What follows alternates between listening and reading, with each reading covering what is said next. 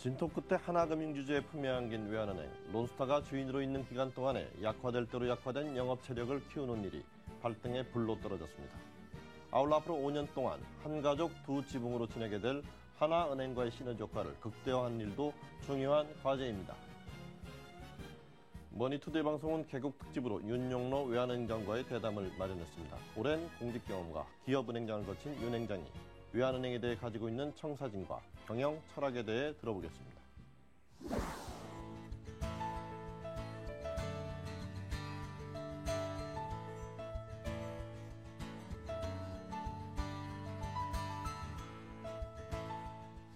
네, 안녕하십니까. 바쁜데 시간 내주셔서 감사합니다. 지난 2월에 이제 조금 어려운 시간을 가시다가 취임을 하셨는데, 소감이 어떠시고 또 그동안 어떤 일을 주로 많이 역점을 둬서 해오셨는지요? 우선 이 외환은행하고 지금 하나금융그룹에서 2월 달에 인수를 했는데요. 예. 굉장히 아마 우리나라 금융 역사상 이게 굉장히 예외적인 어떤 특별한 경우라고 생각을 합니다. 잘 아시는 대로 이제 외환은행이 우리나라 최초로 외국 자본에 갔다가 이제 다시 우리나라 품으로 왔는데, 그렇게 오고 나서 또 한 5년의 투뱅크 체제를 간 다음에 합병을 한다, 이런 합의가 돼 있는 상황에 제가 이제 취임을 했습니다. 그래서 우선은 그 9년여 동안의 그 론스타 기간 동안에 외환은행에 지금 남겨진 좋은 점과 아마 나쁜 점이 있을 겁니다. 그래서 좋은 점은 더 키우고 나쁜 점은 좀 개선을 해서, 아무래도 단기 자본의 그 경영 상태에 있었기 때문에 좀 단기 목적의 그런 경영이 있었습니다. 그래서 그런 걸 좀 중장기적 전환을 하고 영업력도 좀 최대화하고, 그리고 직원들이 이제 그동안 또 인수되기 전에 한 15개월 동안 여러 가지 그 투쟁 이런 것도 있었습니다. 그래서 그런 기간을 거치면서 떨어진 직원들의 사기, 그 직원들의, 그리고 또 어떤 외환은행은 우리나라 은행 중에서도 아주 그 자부심이 강한 그런, 그렇죠, 은행에 대한 프라이드가, 브랜드에 대한 프라이드가 강한 은행입니다. 그런 직원들의 정서나 이런 것들을 감안하면서 그 직원들의 마음을 이제 좀 위로하고 다시 우리가 뛰어서 그 좋은 그룹의 일원으로, 그래가지고 하나금융 그룹 전체가 이제 그 5년 후 이렇게 될 때 그 최고의 그룹이 될 수 있도록 직원들을 그 마음을 다스리고, 그리고 영업 역량을 다시 키우고 다시 뛰는 그런 일을 하는데 지난 한 8개월여 이상 지금 일을 하고 있습니다. 네, 지금 크게 봐서 두 가지, 이제 영업 역량을, 떨어진 영업 역량을 키우고 이제 일종의 기업 문화, 내부 분위기를 다지는 일을 하셨다고 하는데, 영업 역량에 관련된 거는 이제 추후에 질문이 많이 있기 때문에 그 노조원들과의 용화, 또 그런 또 일하는 그런 진취적인 기업 문화를 만들기 위해서는 주로 어떤 활동을 해오셨는지요, 그동안? 노조는 기본적으로 좀 은행에 대한 사랑의 어떤 표현이 좀 그렇게 나타났던 거라고 저는 생각을 합니다. 그래서 기본적으로 그 은행을 좋게 만들어야 되겠다는 데에 대해서는 지금 노조나 저희나 전혀 노사 간에 전혀 이견이 없습니다. 다만 그 가는 방향에 대해서 아니면 그 속도에 대해서 일부 이견이 있을 수 있는데, 이런 것들에 대해서는 노조하고도 충분히 협의를 해서 저는 좋은 길을 반드시 찾을 수 있다고 생각을 합니다. 예, 그 말씀하신 대로 이제 앞으로 5년 동안은 이제 하나은행하고 외환은행은 이제 한 지붕 두 가족 좀 따로따로 가는 이제 형태지만은, 그런 큰 틀 내에서도 또 시너지를 가져갈 수 있는 영역이 있을 것 같습니다. 물론 속도의 문제는 좀 있겠지만, 고객 DB를 같이 활용한다든가 또 교차 판매를 한다, 여러 가지 이게 있을 수 있는데, 그 속도 문제에 대해서는 좀 어떻게 생각하시는지? 지금 이제 저희가 2월 이후에 3월부터 바로 한 게 이제 그 CD ATM기를 저희하고 이제 하나은행하고 같이 사용할 수 있도록 하고요. 서로 송금하는 거에 있어서 하나은행에서 외환은행으로 보낸다든지 아니면 외환은행에서 하나은행에 보는 거에 대해서 송금 수수료를 아주 면제하거나 싸게 하든지 이런 것들을 이제 해오고 있고요.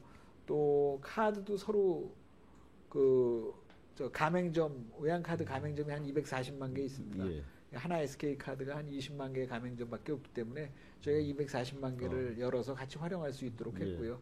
또 카드에 있어서 지금 공동 마케팅이 지금 9월, 10월 지금 계속 저희가 같은 고객을 향해서 같이 나가고 있고요.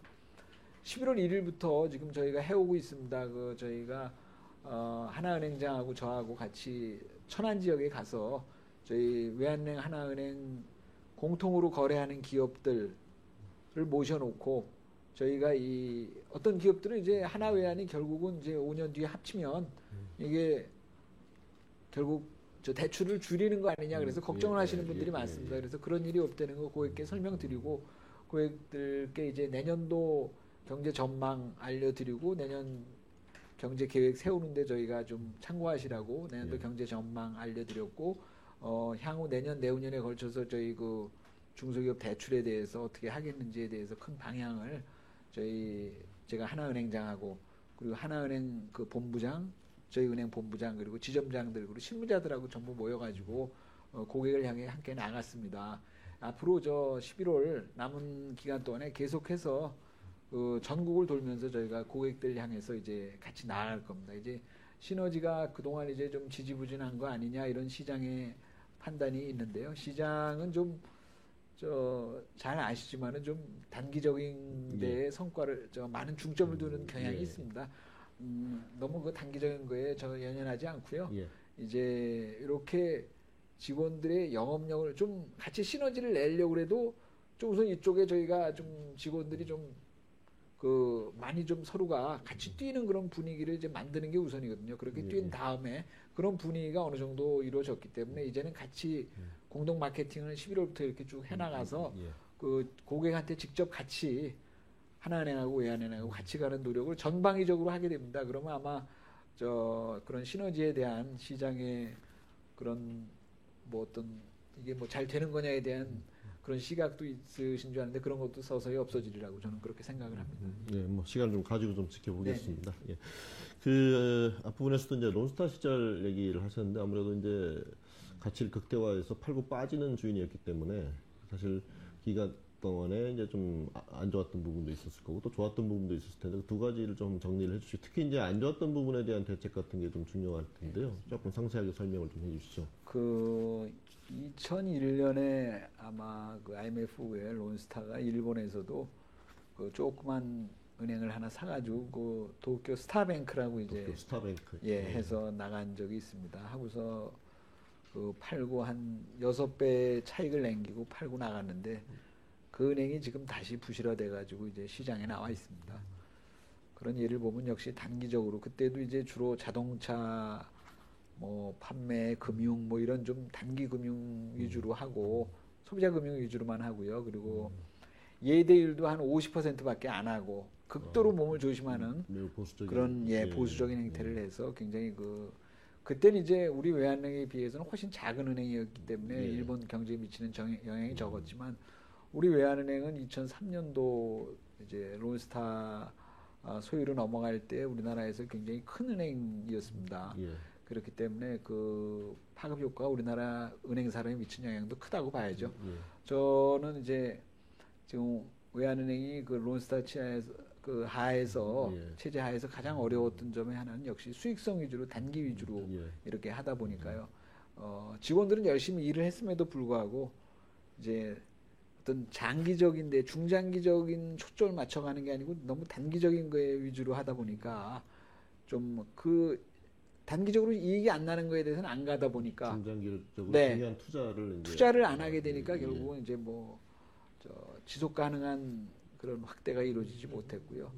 그렇고 너무 이제 사업 부별로 여러 가지 칸막이를 해놓고도 서로 협조가 안 되는 그래서 지금 아주 시너지를 제가 시너지라는 게 이제 뭐 다른 우리 바깥와의 시너지죠. 우리 내부의 시너지가 너무 좀 안 되고 있습니다. 그래서 그 시너지에 대해서 저희가 많은 부분 지금 그 사업 부재 칸막이를 많이 낮추고 이제 전형적인 영국이나 그 미국의 그 조직에 나타나는 현상인데요.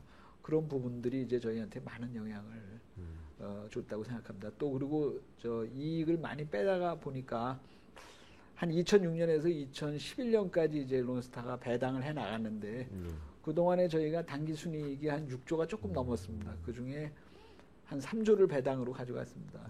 그래서 배당 성향이 한 50% 되는데 우리나라 배당 성향 기본적으로 은행들을 보면 대개 한 20%가 되거든요.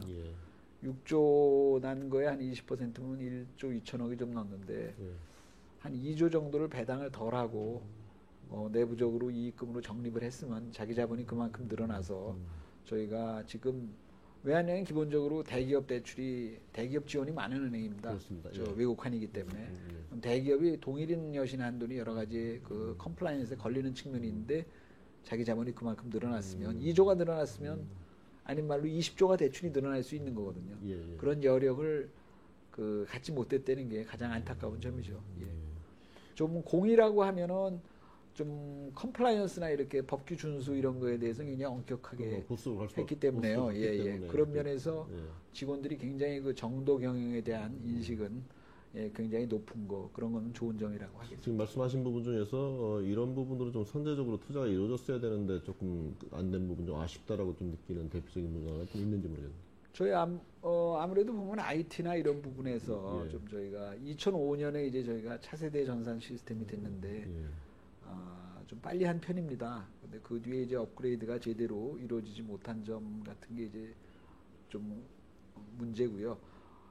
저희가 거래하는 아시지만은 공공기관이나 국가기관이나 지방자치단체나 뭐 학교나 뭐 이런데 소위 저희하고의 그 주거래 은행 관계에 있는 부분들이 굉장히 적습니다. 그러다 보니까 저희가 저금리 저원가성 예금이 굉장히 줄어든 그런 것들은 저희로서는 굉장히 큰 손해죠. 그러니까 그런 것들에 대해서 중장기적으로 투자 개념으로 해서 그런 거래 관계를 넓혔어야 되는데 그런 부분에서 조금 그런 점에서 보면 지금 이제 다른 은행 얘기를 해서 그렇습니다만 이제 우리은행 같은 경우도 매각 문제가 나오는데 사실은 그런 관점에서 보면 실제 그 업을 하고 있는 외국 자본이라면 모를까 어떤 단기적인 투자 성과를 노리는 자본의 그 국내은행을 매각하는 거는 좀 개인적으로 어떻게 보시는지? 네. 그러고는 바람직하지 않다고 봐야 되겠죠. 외환은행의 이 케이스가 그런 단기 자본에 의한 은행 경영이라는 게 얼마나 큰 폐해를 가져올 수 있는지를 극명하게 보여주는 예가 되리라고 저는 생각을 합니다. 이제 지금 말씀하신 대로 이제 론스타 시절에 여러 가지 영업 체력이 좀 약화되긴 했지만 그래도 외환은행 하면 이제 기업 금융, 국외 영업, 외국한 이런 데 이제 장점이 있고 차별화되는 포인트가 있는 걸로 또 이렇게 알고 있습니다. 이제 그런 부분들을 더욱더 강화해 나가는 전략이 더 필요할 것 같은데 어떤 구상을 가지고 계신지요? 그동안 이제 개인 고객도 많이 떠나시고요. 중소기업도 많이 저희 거래 기업이 늘지를 못했습니다. 그런 부분에 대해서는 지금 저희가 차근차근히 나가고 있고요. 그 부분은 좀 시간이 걸리는 문제입니다. 지금 사회자께서 말씀하신 대로 제가 정말 중점을 두는 우리가 강점을 가지고 있는 대기업, 외국환 그리고 해외 비즈니스 그리고 또 하나 든다 그러면 IB 업무가 이제 저희가 부분이 많습니다. 그래서 그 4개 부분이 좀 개인이나 그 기업 금융 부분에서 좀 성과가 나기 전까지 우리가 강점이 있는 그쪽에서 바로 성과를 내줘야 되겠다. 저는 그렇게 계속 해서 가고 있습니다. 그래서 대기업 부분에 대해서는 저희가 지속적으로 지금 수출입 업무나 아니면 그런 여신 업무 이런 해외 진출 업무에 대해서 같이 협조하고 있고요. 외국한 업무에 있어서 이제 저희가 지금 좀 많은 부분에 노력을 하고 있습니다. 그 외국한 분야에서도 지금 저희들이 각 분야에서 지금 1위를 유지하고 있지만 지금 이 시점에서 좀 이제 수출 수입이 줄어들고요. 그리고 세계적으로 이제 경기가 어려움이 지속되고 있는데 과연 외국한 분야에서 우리가 어떤 방향으로 나가야 될 것이냐. 많은 기업들도 내년에 대해서 어렵게 보고 있는데요. 그런 부분에서는 저희가 지금 몇 가지 우선은 중소기업 중앙회하고 저희가 좀 협약을 지난번에 맺었습니다. 그래서 글로벌 사업 지원을 네. 저희가 아마 지금 대기업들은 많이 글로벌화가 돼 있다고 그러는데 우리 중소기업들은 아직 지금 글로벌화가 많이 못 돼 있습니다. 그렇지만 우리 중소기업 중에서도 정말 해외에 나가서도 번듯하게 그 사업을 잘할 수 있는 업체들이 많음에도 불구하고 해외 나가는데 여러 가지 도움을 받지 못하는 기업들이 있어서 저희는 앞으로 어려운 4, 5년간을 그런 어떤 아주 강소 중소기업의 글로벌화를 외환은행이 좀 지원을 하겠다. 그래서 저희가 중앙회하고 같이 해서 거기서도 굉장히 뛰어난 기업들을 소개받고 그분들이 이제 해외 나가는데 어떤 어려움을 겪고 있고 저희가 또 해외 지사도 많기 때문에 그런 분들이 나가서 활동하는데 저희가 지금 코트라하고도 같이 예, 코트라가 예, 예, 맺고요. 예, 또 지금 또 저희가 무역보험공사하고는 해가지고 이제 유럽이나 미국이 구라파가 지금 어렵기 때문에요. 결국 지금 저희가 아프리카나 남미, 중남미에도 많이 나가야 되겠다. 그래서 그 차세대 무역시장이라고 저희가 보면서 아시아는 물론이고 아프리카 지금 저희가 보니까 저희 아는 원양어업을 하는 부분들이 이제 남미나 남극 쪽에가 이제 많이 한계에 차고요. 북태평양 이런 데가 한계가 찼기 때문에 이제 아프리카 근처로 이제 많이 갑니다. 지난번에 어떤 언론도 보니까 저희가 추석상에 올라온 옥돔의 뭐 몇십 프로가 지금 아프리카에서 온 거라고 그러지 않습니까? 그래서 많은 원양어업도 지금 아프리카로 진출하려고 해서 제가 이제 그분을 소개를 해서 지금 아프리카 진출하는 걸 저희가 또 저 무역보험사하고 해서 지금 하고 있고요. 그런 여러 가지들, 그러니까 저 중소기업의 글로벌화 그리고 저희가 지금까지 잘 그 하지 못했던 공략하지 못했던 시장으로 새로 나가고 뭐 이런 쪽으로 지금 저희가 저 많이 골몰을 하고 있습니다. 그 아무래도 이제 이것과 관련해서 궁금해지는 대목은 이제 사실은 아까 논스타이기도 했습니다만 이제 좀 중장기적으로 해외 점포도 미리 선제적으로 확대를 하고 하셔야 될 텐데 그런 부분이 오히려 더 줄이거나 굉장히 좀 보수적이었을 것 같다는 생각이 드는데 그렇죠. 근데 앞으로 좀 어떤 계획을 좀 해외 점포를 좀 많이 해외 네트워크를 좀 많이 확대하셔야 될 것 같다는 생각이 드는데. 저희 이제 보시면은요, 그 잘 아시겠지만은 국내 우리나라 은행의 자산이 1,000조가 넘어섰거든요. 예. 그 우리나라 GDP가 지금 1,000조, 1,100조 이렇게 되기 때문에요. 결국 우리 GDP 이상의 은행 자산이 됐다는 얘기입니다. 이제부터는 더 늘어나게 되면 그건 이제 버블로 이어진다고 보는 거거든요. 이제 저희가 그 말씀은 국내적으로 이제 은행 산업이 더 이상 클 수가 없게 돼 왔습니다. 포화 상태라고 네. 보시는 거죠? 아시지만 2000년도부터 2012년까지 지금까지 우리나라 은행의 자산이 3배가 넘게 늘어났어요. 2000년대가 아마 우리나라 은행 역사상 가장 그 은행이 양적으로 성장한 IMF 이후에 은행 부실 다 정리하고 2000년부터 새로 띄워가지고 한 2010년까지 한 10년 동안 은행이 굉장히 커진 겁니다. 그게 주로 뭐 가계대출 중심으로 이제 그게 이제 가계대출이 2005년까지 가계대출을 늘리면서 부동산 버블이 왔고요. 그래서 정부에서 LTV, DTI 규제를 하다 보니까 2006년부터 이게 다 풍선 효과를 해서 중기대출로 갔거든요.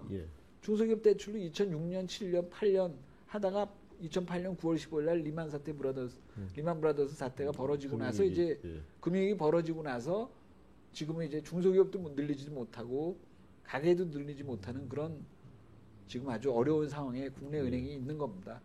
유일한 돌파구는 해외라고 생각을 합니다. 해외도 저희는 미국이나 유럽은 아니고 아시아 지역 저는 그쪽에 가서 많은 활동을 해야 된다고 생각을 합니다. 그동안 우리 은행들이 그 해외 진출에 많이 성공하지 못한 이유 중에 하나도 중장기적으로 좀 가서 좀 어려워도 좀 계속 있으면서 지내고 또 잘 된다고 또 너무 그냥 조금 어려워지면 다 철수하고 그러니까 지금 철수했기 때문에요. 예를 들어서 지금 저희가 그 태국 같은 데도 저희가 철수를 했습니다. 위기 때 IMF 위기 전에. 그러니까 지금 또 들어가려고 해도 그 나가는 것들에 대해서 좀 부정적인 시각이 있을 수 있고요. 그런 것들이 많이 있습니다.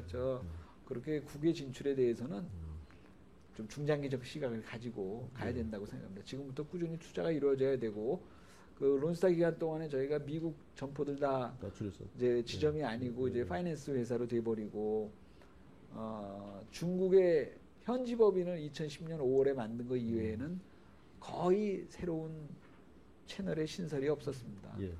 다른 은행이 많이 저희한테 쫓아왔죠. 그렇지만 아직도 저희가 제일 빠르게 돼 있는 은행이기 때문에 이 부분에 대해서는 지속적으로 관심을 갖고 우리가 돈 벌 수 있는 그리고 우리 기업들이 나가는 쪽에는 나가가지고 국제화를 빨리 이루어야 된다고 생각합니다. 하루아침에 되는 문제는 아니지만 차근차근히 지금부터 20년, 30년의 계획을 가지고 그렇게 가야 된다고 생각합니다. 그 뭐 외환은행 차원에서뿐만 아니라 이제 하나 금융지주 그룹 측면에서도 이제 글로벌 탑 50에서 이제 글로벌 지향을 하고 있는 걸로 알고 있습니다. 또 행장님도 이제 한국 최고의 글로벌 뱅커가 되겠다 이렇게 했는데 대개 전체 매출이라든가 이제 영업 수익에서 차지하는 그 해외에서의 수익의 그 구성비가 어느 정도 지금 언제인데 어느 정도 되면 이제 그걸 달성했다고 보실 수 있는 건죠? 지금 이제 TNI라고 소위 그 유엔에서 만든 기준이 있는데요. 그게 TNI, 이제 예. TNI 트랜스내셔널리티 인덱스라고 있는데요. 예. 초국가 뭐 예, 다국적 그게 지금 저희 외환은행이 한 11% 정도 예. 되고 있습니다. 요게 아마 전체 이익 중에서 해외 분야 이익이 한 그 정도 10%가 넘는 걸로 나타나는데요. 예. 우리나라 다른 은행들이 대개 2, 3%, 3, 4%이 정도에 멈추고 있거든요. 예. 요거를 저희가 저 2015년까지 한 15%까지 15%. 올리겠다 이렇게 되어 예. 있습니다. 지금 일본의 은행들이 대개 한 지금 17, 8%가 되고 있거든요. 일본 은행에 비해서도 우리가 훨씬 늦고요. 다른 구라파나 이런 은행에 비해서는 훨씬 낮은 편입니다. 지금 아시는 대로 미국 은행들도 굉장히 좀 미국 위기의 여파로 계속 어려워하고 있고 유럽도 지금 유럽 은행들이 굉장히 어려움을 겪고 있습니다. 이런 게 그 아시아 국가들에는 큰 기회라고 생각을 합니다. 예. 그 요즘 사실 이제 원화 환율이 우리가 원차 잘 아시다시피 이제 워낙 해외에 돈이 많이 풀려 있는 상태에서 이제 원화는 강세로 가고 또 엔화는 이제 또 약세로 돌아서 그래서 이중으로 이제 저희가 어려운 상황이 돼서 수출 기업들이 좀 쉽지 않은 상황일 것 같은데요. 그 수출 기업들을 지원하기 위한 주로 뭐 대기업이 되겠습니다만 어떤 대책을 추진하고 계신지요? 네, 뭐 지금 수출 기업에 대해서 수출 내고 지원 펀드라고 해서 저희가 한 5억 불을 조성해서 지금 하고 있습니다. 이미 9월부터 예. 지금 하고 있어서요. 수출 그게 내고 지원 펀드. 예. 그게 이제 한 30일, 50일마다 이렇게 돌아가기 때문에 그게 총 이렇게 리볼빙 되는 거 예. 합하면 한 15억 불 이상 된다고 생각합니다. 요거 아주 잘된 케이스로 해서 정부에서도 이런 걸 다른 은행 보고도 좀 이제 하라고 말씀하시고 그러는 것 같은데요. 그 수출 기업에 대해서 그런 지원 그리고 또 저희가 아까 말씀하신 대로 그 중견 기업들이 이제 해외 글로벌화를 위해서 이렇게 중견 기업하고 저희가 또 중소기업 중앙회 통해서 해서 나가는 거 그리고 차세대 무역보험공사에서 차세대 수출 시장에 대해서 나가고 이런 걸 많이 하고 있습니다. 지금 기본적으로 환율 문제가 상당히 이게 이제 그 G20에서 멕시코에서 이제 다음 달인가요? 이렇게 예. 좀 회의를 하고 그러는데 그 참 이제 대공황 때도 이제 결국은 유럽하고 미국 사이에 이제 보호무역이 나타났기 때문에 그때 조율이 잘 안 되고 경제 회복이 굉장히 늦어졌다고 이제 진단을 하고 있어서 지금처럼 글로벌화된 세계에서는 상당히 이런 부분에 대해서 조율이 이루어져야 되지 않나 그렇게 개인적으로는 생각합니다. 사실 이렇게 각각 양적 완화를 다 하다 보면 그런 아시아 국가들이 많이 그 문제가 되는데 아시아 국가들에 의한 그리고 유럽이나 미국이 계속해서 그 적자를 내고 아시아 국가들이 이익이 내는 그 글로벌 임밸런스가 불균형 문제는 또 이번에 예. 큰 문제 하나로 지적이 되어 왔기 때문에요. 어떻게 보면 그거에 대한 반대로 이렇게 양적 완화를 선진국들이 해가지고 아시아 국가들이 어려움을 겪는 거에 대해서는 시각이 여러 개가 있을 수 있습니다. 저희 입장에서는 이제 수출이 어려워서 이렇게 하는데 또 그런 나라에서는 또 그렇게 안 보거든요. 그렇기 때문에 그렇기 때문에 그 절상 문제나 이런 거에 대해서는 저희가 기업들이 굉장히 그 지금부터는 그 뼈를 깎는 그런 노력이 있어야 된다고 생각합니다. 지금 우리나라하고 원엔 환율을 보면 아직도 뭐 1,300원, 1,400원 선을 넘기 때문에요. 사실 1,000원도 사실은 그 굉장히 경쟁력 있는 환율이라고 그랬는데 지금 1,300, 400이 되는데도 지금 어려워진다고 이제 하는 얘기가 있거든요. 그렇기 때문에 그 중장기적으로 살아나기 위해서는 우리가 환율에만 의존해서는 어렵고 좀 더 이제 저희가 모두 허리띠를 졸라매고 다시 한번 뛰는 그런 걸로 해서 노력을 해야. 네, 말씀하신 대로 이제 수출이 느는 상태에서 이제 흑자폭이 좀 줄어가는 거는 뭐 사실 이제 불균형 해소라는 측면에서 저희가 좀 볼 수 있겠지만 좀 수출도 주는 과정에서 이제 흑자폭이 줄다는 게 조금 걱정스러운 부분이긴 한 것 같습니다. 축소 균형으로 가게 되는 게 큰 문제죠. 하여튼 잘 아시는 대로 우리나라는 이제 IMF 위기를 겪었기 때문에 절대로 그 경상수지가 흑자가 지속돼야 되고 어떻게든지 우리 소규모 개방 경제이기 때문에 그 흑자 기조를 유지하는 게 중요해서 어떻게든지 이 어려운 시장에서 어떻게 이 수출을 늘리고 그러기 위해서는 결과적으로 개개인 기업들의 경쟁력하고 이어지는 문제입니다. 그래서 아까 말씀드린 대로 이제 모든 기업이 우리 이제 정말 다시 신발끈을 조여매고서 구조조정 그리고 경쟁력 제고 이런 원가 절감 이 노력에 정말 다 같이 그런 가운데서는 이제 상생 그 대기업 중소기업 그 동반 성장 문제도 자연히 따라 나오게 되고요. 하여튼 지금의 앞으로 어려운 기간 동안은 저는 그 우리의 경쟁력을 키울 수 있는 기간으로 그동안 저희가 한번 어떻게 그 지내왔는지도 반성을 해보고 우리가 또 지금 해야 될 시점을 잘 봐서 차근차근히 대응해야 된다고 생각을 합니다. 그 얼마 전에 좀 좋은 소식이 있었던데요. 10월 14일 그 일본의 경제 전문지 글로벌 파이낸스가 그 한국 내 최우수 은행상 수상하셨는데 어떤 점이 잘 부각이 되셔서 수상을 하시게 됐는지요? 그 최우수 외국한 은행상은 많이 받았는데 최우수 은행상은 처음을 받았습니다. 그래서 아마 저희들 거래 기업 요 상을 글로벌 파이낸스사에서 할 때는 아마 그 거래 기업들에 대한 설문조사도 많이 하는 모양이에요. 그래서 저희가 거래하는 기업체 분들이 이렇게 응답을 잘 해주신 것 같아요. 그래서 저희 하여튼 더 열심히 뛰려는 그런 말씀으로 듣고 요 글로벌 파이낸스지만이 아니고 여러 그 언론에서 좀 좋은 평가를 받는 은행이 되도록 그렇게 노력을 하겠습니다. 그 이제 아무래도 이제 현장에서 이제 직접 많이 뛰신다는 말을 듣고 있는데 특히 뭐 그 새로운 카드 저도 그 연예인 엘리베이터 올라오면서 2X 카드 있는데 그 뭐 직접 현장에서 매출에도 직접 나서고 계시다고 들었는데요. 좀 카드 소개도 좀 해주시고 뭐 효과가 어떤지요? 이게 또 다시 경제는 어려워지는데 카드 버블이 일어나는 거 아니냐 그 걱정도 많이 하시는 걸로 알고 있습니다. 그런 점을 저희 은행도 명심하고 하고 있고요. 다만 저희 외환 카드는 1978년도에 우리나라에서 제일 먼저 도입된 카드입니다. 그러니까 78년엔 우리 외환 카드의 시장 점유율이 100%였던 거죠. 거의 뭐 해외에 나갈 때는 뭐 외환 비자 그때 비자 카드는 80년대까지는 한 나라에는 하나밖에 안 해줘서가요. 그냥 우리 외환은행 비자 카드가 그냥 비자 카드였습니다. 그러다 이제 90년대 들어가서 프랜차이즈를 여러 군데 내주면서 이제 외환 비자로 됐는데요. 저희가 지금 외환 카드가 지금 시장 점유율이 3%에도 못 미치고 있습니다. 그래서 저희 그동안 아까 말씀하신 그 론스타 기간 동안의 영업력 그리고 시장 지배력 약화 문제가 카드 부분에도 그만큼 나타났다고 생각합니다.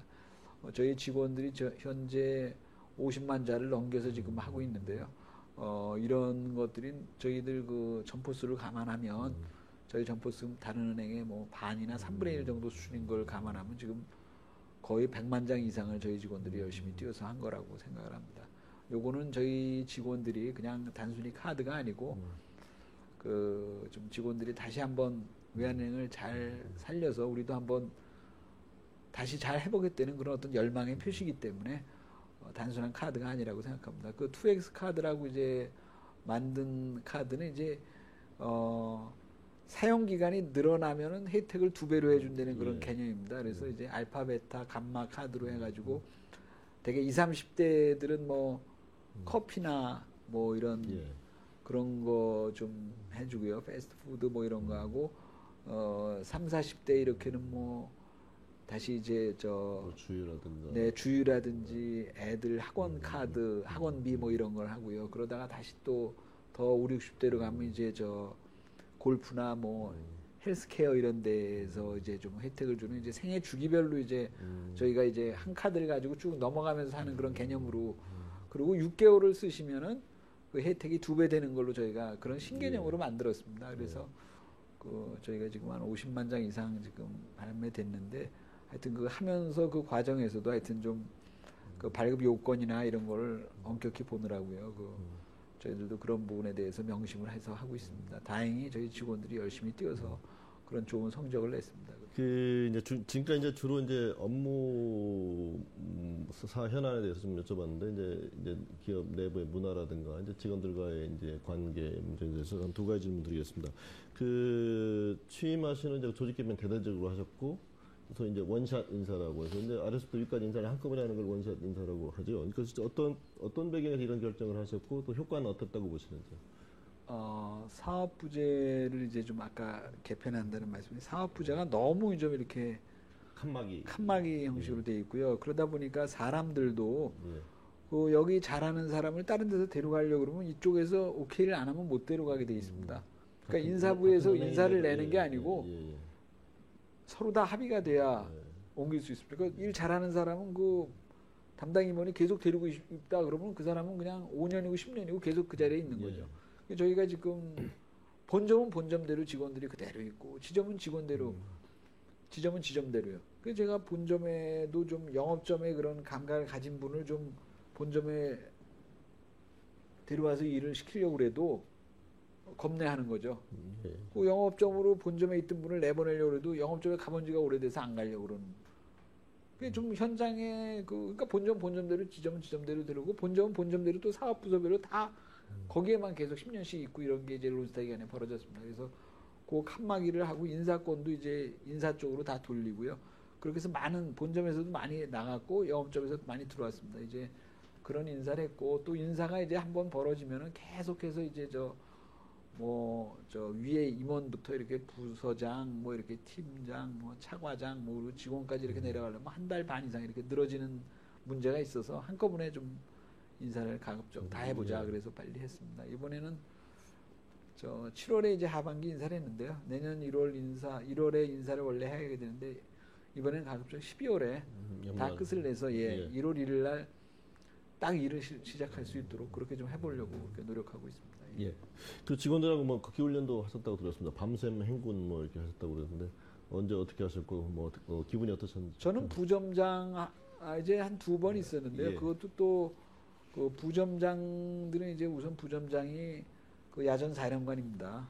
지점장들이 다 그 지점을 다 총괄하고 있는 사령관이기 때문에 그 지점장들이 아주 가진 투지와 이걸 가지고서 옳은 방향으로 가야 이 은행이 제대로 갈 수 있겠습니다. 그래서 지점장들, 부점장들 600명을 150분씩 4차례에 걸쳐서 하루 교육 훈련 받고 밤에 이제 문경으로 버스를 타고 가서 밤새 이제 거기서 이제 서울 오는 걸로 했는데요. 직원들도 이제 신갈에 저희 열린 교육원에서 저희 여기 지점까지 다 왔는데 제가 반포대교에 4시 반에 나가서 같이 이제 걸어오는 그런 걸 해봤습니다. 그래서 전부 이제 그것도 이제 저도 인터넷에 이렇게 찾아보니까 아직도 이런 행장이라는 사람이 군사 문화에 젖어 있다고 어떤 분이 이렇게 써올렸더라고요. 뭐 극기 훈련을 꼭 해야 되느냐, 뭐 그렇게 보실 수 있게 뭐 군사 문화라기보다는 어떻게 보면 자기 한계를 뛰어넘는 연습 훈련을 하는 거기 때문에 그런 의미에서 봐주시면 저희 그런 어떤 극한 상황에 있을 때 우리 같이 그런 걸 공유함으로써 과거 어떻게 보면 이기적인 그런 문화에서 좀 더 서로 팀으로 같이 활동하고 연대감을 느끼고 그리고 내가 이걸 할 수 있다 이런 자신감을 늘어나기 때문에 그거는 군사 문화의 문제가 아니고 그거는 저런 어떤 자신감의 문제 그리고 저희들이 한번 할 수 있다는 그런 각오를 다지는 그런 기회로 잘 활용이 됐다고 생각을 합니다. 예.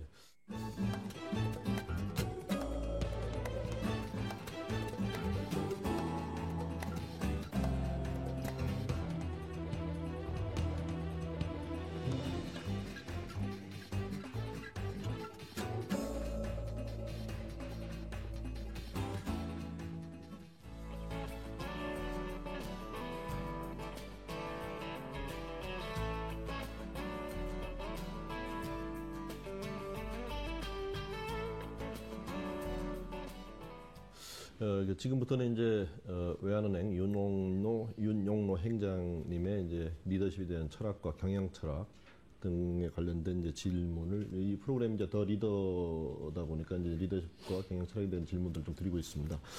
그 이제 정부 기관에서 이제 금융 정책을 오래 입안하신 경험이 있으시고 또 이제 은행을 직접 경험해 오신 경험도 많으시고 그래서 그 은행 CEO는 다른 산업의 CEO에 비해서 어떤 점이 제일 중요하다고 보시고 또 본인만이 갖는 강점은 어떤 거라고 생각하시는지? 제가 이제 저 정부에 있다가 나와서 지금 한 은행장을 한 4년 하는 것 같습니다. 그 하는 동안에 은행이 다른 데 CEO하고 다르다고 한다 그러면 저는 뭐 다른 데 CEO를 못 해봤기 때문에 말씀드리기는 어렵지만은 일단 은행은 기본적으로 신뢰를 먹고 사는 금융기관이라는 데는 가장 기본적인 게 신뢰입니다. 예. 고객의 신뢰를 잃어버리면 그 금융기관은 존재를 할 수가 없습니다. 그러니까 그 금융기관의 장이라는 거는 그리고 금융기관의 직원이라는 거는 가장 중요한 게 이제 고객들의 신뢰를 얻어야 되고 모든 면에 있어서 투명하고 그리고 어느 누구에게서도 항상 검증 받을 수 있을 만한 그런 모든 생활에 있어서 사실 절제와 항상 그 자기 관리와 이런 거가 있어야 되는 힘든 생활이라고 생각을 합니다. 그게 이제 다른 데 CEO들도 다 고생을 하시는 건 똑같은데요. 그 은행에 와서 뭘 믿고서 그렇게 갖다 맡깁니까? 그 은행을 믿기 때문에 하는 거기 때문에 은행원은 무슨 일이 있어도 그런 고객의 돈을 선량한 관리자의 의무를 다해야 되기 때문에 항상 절도 있고 그리고 자기 절제 그리고 자기 그런 게 아주 몸에 배야 된다고 생각을 합니다. 예. 그 오랜 이제 특히 이제 금융 분야에 주로 집중해서 오랜 공직 경험을 하신 것이 어떤 부분에서 좀 물론 뭐 대관의 네트워킹이라든가 이거는 뭐 당연히 더 훨씬 네, 유리하실 네, 것 네. 같아요. 어떤 부분이 도움이 많이 저는 되시는지? 하여튼 저기 정부에서 봤다는 건 굉장히 그 거시적인 측면에서 정부는 아무래도 정책을 하다 보니까요. 좀 제가 여기서 외환은행에서 일을 하고 하지만은 전체 우리 금융산업 측면에서 외환은행이 지금 어떤 위치에 있고 우리 은행 산업이 어떤 위치에 있고 그래서 전체적으로 우리 금융산업이 어떻게 가야 된다는 거에 대한 생각은 공무원 생활 덕분에 항상 예, 그런 예. 생각을 고민을 안 할 수가 없습니다. 그래서 예. 그런 면에서 항상 큰 우리나라 한국 금융산업, 은행산업 그리고 외환은행이 거기서 어떤 좌표에서 어디로 가야 되느냐에 대해서 항상 생각해보는 훈련이 돼 있는 게 저한테 큰 도움이 된다고 생각을 합니다. 예. 그 제가 이 프로그램 진행하면서 많은 이제 CEO 분들 뵙고 그러면은 이제 여러 가지 뭐 막중한 책임을 가진 자리다 보니까 또 이제 스트레스 수준도 또 만만치 않은 것 같습니다. 그렇죠. 잘 풀어나가라는 이제 지혜가 필요한데 뭐 체력이라든가 본인의 이제 스트레스 관리 어떻게 하고 계신지요? 스트레스는 좀 안 받으려고 노력을 하는데 스트레스 안 받을 수 없겠죠. 너무나 많은 스트레스가 있는 게 사실이고요. 매일 뭐 주말이건 언제건 모든 거는 우리 외환에 관한 거는 제가 모든 책임을 져야 되기 때문에 항상 마음 편할 날이 없죠. 예, 그런 면에서 이제 그게 습관화돼 있는데 하여튼 저는 긍정적인 생각을 많이 가지려고 노력을 합니다. 예, 긍정적인 생각을 가지려고 노력하고 운동은 별로 할 시간이 없지만 하여튼 틈틈이 좀 걷고 건강 관리라는 게 저는 조금 먹고 예. 소식하고 그럼 훨씬 몸과 마음이 가벼워지는 것 같습니다. 조금 먹고 그리고 좀 긍정적으로 생각하고 그리고 일에 매일매일을 재밌게 시작하고 그렇게 사는 게 제가 이게 철학이라 할까요? 하여튼 저는 그런 방식으로 지금까지 살고 있습니다. 여가 시간이 뭐 많이는 안 나시겠지만은 뭐 시간이 나실 때는 주로 어떤 활동을 하시는지요? 주말에는 저희 집사람하고 영화도 보고 예. 네 그리고 같이 산에도 가고 그런 거. 네. 예. 앞에 우면산에 자주 다녔는데 우면산이 작년에 그런 일이 있고 나서는 풍경이 많이 망가져서 예. 다닐 때마다 가슴이 아프죠. 예. 지금 연예인 다문화 가정에 대한 지원, 또 그런 사회적 나눔에도 좀 적극적이신데요. 그 행장님께서 생각하신 나눔의 의미 또 주로 앞으로 어떻게 활동을 좀 펼쳐나갈 생각이신지요? 외환은행의 나눔은 특히 다문화 이런 데 많이 저희가 두고 있습니다. 예. 제가 미국에서 한번 영화를 봤는데요. 영화가 우리가 뭐 돈을 돌려주다 그러면 페이백인데 예. 페이 포워드라는 영화가 있더라고요. 앞으로 돌려준다 그래서 어떻게 된 건가 이렇게 영화를 봤더니 그 국민학교 선생님이 초등학교 선생님이 이 세상이 밝아지려면 어떻게 했으면 좋겠냐 애들한테 숙제를 내니까 어떤 애가 내가 누구한테 도움을 받으면 얘가 세 사람한테 그 좋은 일을 하겠다. 그럼 그 받은 세 사람이 또 좋은 일을 세 사람한테 하면은 세상이 밝아지겠다 그런 얘기를 하더라고요. 그래서 그 영화가 시작되면 어떤 사람이 갑자기 이제 그 취업 인터뷰를 하러 가야 되는데 차가 너무 오래돼가지고 고장이 나서 차가 안 움직이니까 어떤 중년 아저씨가 오더니 캐딜락 같은 차를 타고 가서 빨리 면접 보라고 그리고 이 차는 여기다 갖다 주라고 자기 명함을 이렇게 주는 그런 것들 왜 저를 도와줍니까? 그러니까 자기도 누구한테 도움을 받았다 이런 얘기를 하는데요. 저는 그 말씀을 드리는 이유는 우리나라가 그 한국 전쟁 나고서 고아를 한 미국에서 10만 명 이상 미국에서 우리나라 아기들을 입양해서 키워줬답니다.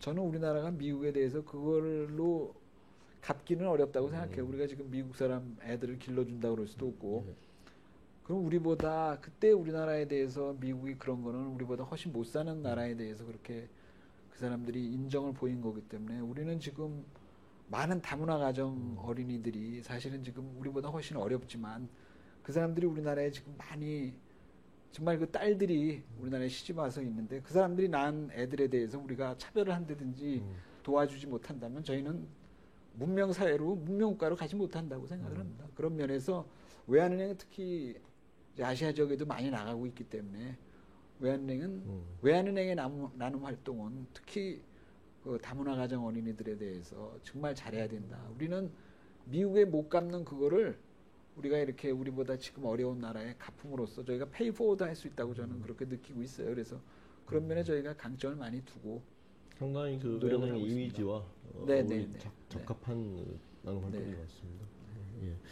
그 지금 그 뭐 누가 뭐라고 해도 그래도 사회적으로 큰 성공을 하신 분으로 평가를 받는데 그 지금 이제 청년들이라든가 취업을 못해서 어려움을 겪고 있는 또 청년들이 또 많이 있습니다.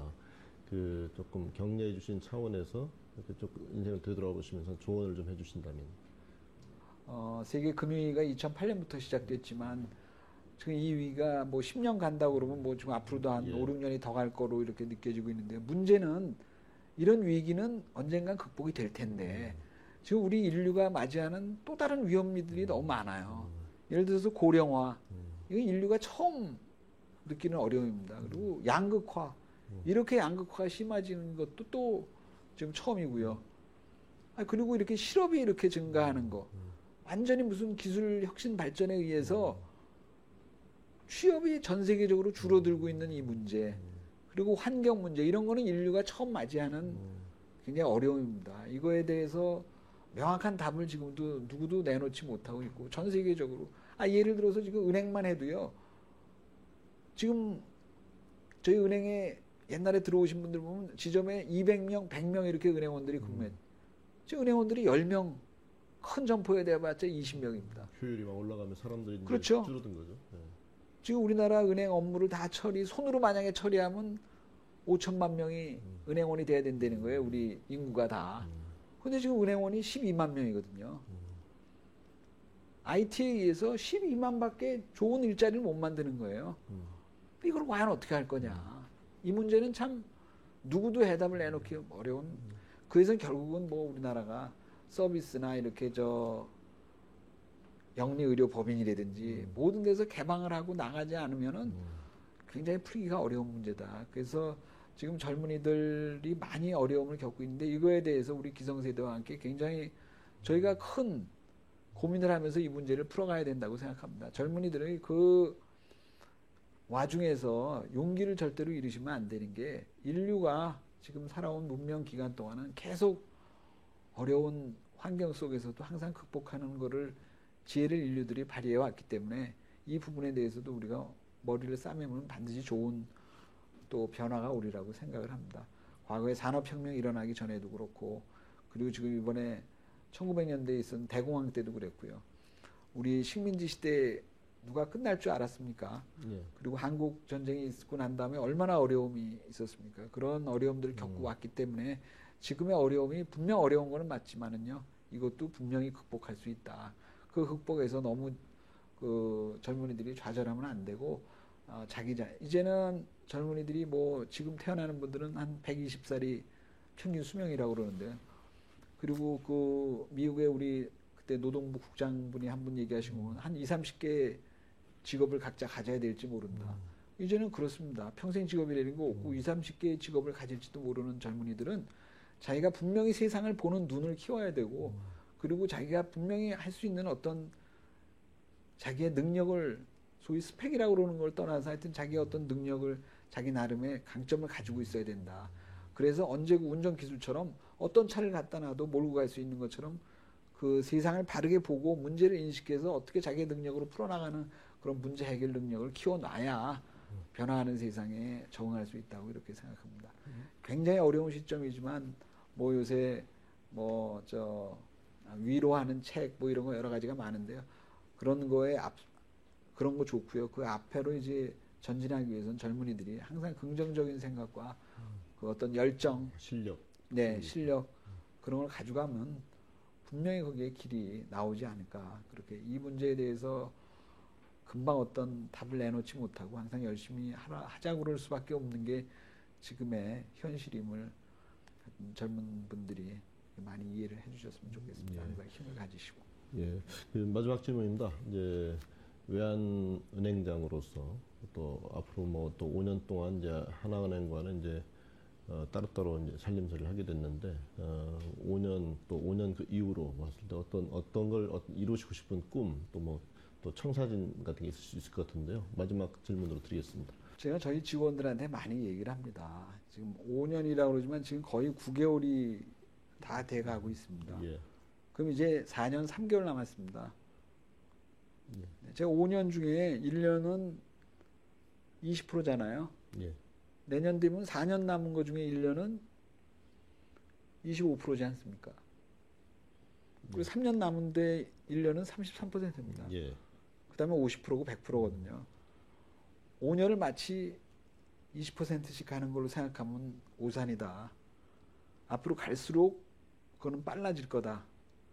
그 말씀은 무슨 말씀이냐면 굉장히 그 속도감 있게 우리가 대응을 해나가야 된다. 아까 시장에서 기다려주지 않고 뭐 그런다고 말씀을 드리지만 사실 저희도 굉장히 빠르게 적응하려고 노력을 합니다. 이렇게 해서 가서 그 하나금융그룹이 외환은행은 분명히 외국 하나고 아까 말씀하신 대로 해외 쪽에 아주 강점을 가진 훌륭한 은행입니다. 하나은행은 또 개인이나 PB, 프라이빗 뱅킹 분야에서 또 우리나라에서 탑으로 되어 있는 은행입니다. 두 은행이 합쳐져 가지고 이 은행이 합쳐진 하나금융그룹이 우리나라에서 자산 규모는 물론이고 이런 여러 면에서 우리나라 최고의 은행이 되는 게 저로서는 그 외환은행장으로서 그런 최고의 금융그룹이 되는 데에 한 부분을 그 개선해 나가고 완성해 나가는 그런 임무를 확실히 수행하는 게 제 이제 책무라고 생각을 합니다. 예.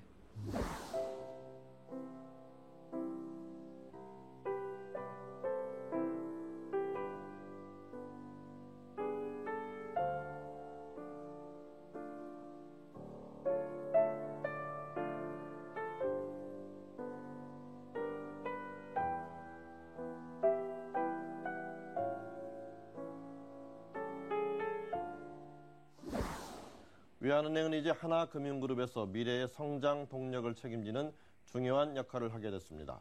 해외 진출 확대를 통해서 글로벌 탑 50로 도약하겠다는 목표를 이룰 중심축이 됐습니다.